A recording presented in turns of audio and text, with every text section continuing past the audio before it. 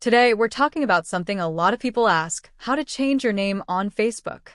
Maybe you got married, or maybe you're just ready for a fresh start online. Either way, I've got you covered.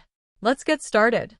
First things first, open the Facebook app and tap on those three lines in the top right corner. That's your main menu. Now, scroll down until you find Settings. Tap on it. Once you're in the settings, go ahead and click on the search bar and type in Name. You'll see a section labeled Name pop up.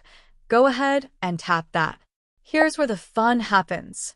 You can change your first name, middle name, and last name right here. So, fill in the new info that you want. Once you're happy with it, click on Review Change. You'll now see a preview of how your new name will look.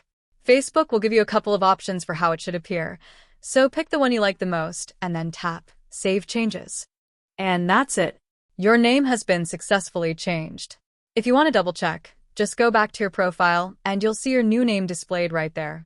If you found this video helpful, be sure to hit the like button, subscribe to the channel, and turn on notifications for more quick tips and tutorials. Thanks for watching, and I'll see you in the next one.